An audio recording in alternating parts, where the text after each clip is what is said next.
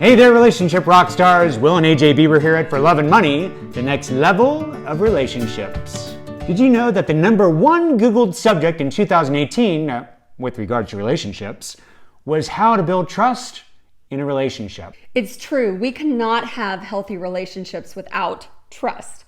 And yet, virtually all of us can bring to mind a situation where trust has been broken in some area of a relationship. Whether it's by broken promises, painful words, gossip, lies by omission, passive-aggressive behavior, or just plain dishonesty. So how is it we develop trust in relationships in the first place? And can trust that's been broken be rebuilt? Today, we're going to discuss the 3 principles for restoring trust in relationships.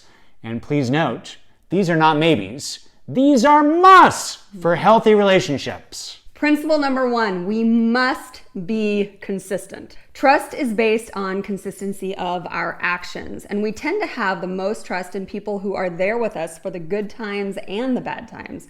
Regularly showing up for someone and taking productive action means that you are not denying reality, and this is the #1 key to building trust. Principle number 2, we must say what we mean and mean what we say. You see, trust requires an emotional intelligence that is demonstrated through our words. And this often shows up in situations when someone is afraid to communicate their truth for fear of how the other person may respond.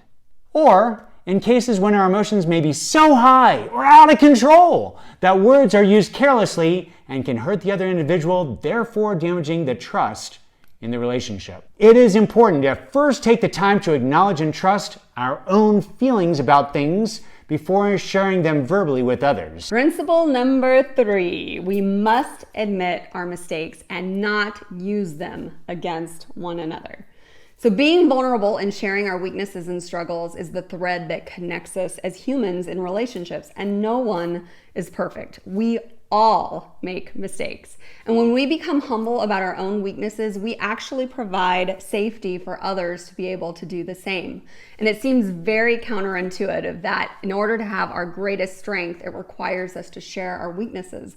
But it's true, because trust is based on authenticity and compassion, not blame and judgment. So now that you know the 3 musts for building trust in your relationship, you are ready for the next level. How to increase the joy in your sex life through the power of forgiveness.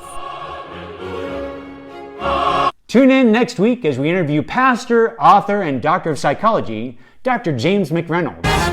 We're going to talk about his book, The Silence of the Church, The Spiritual Struggle of Sexuality. This is one interview you do not want to miss. We post videos every Thursday, so be sure to subscribe below, and thank you for tuning in, and we look forward to seeing you on another episode of For Love and Money.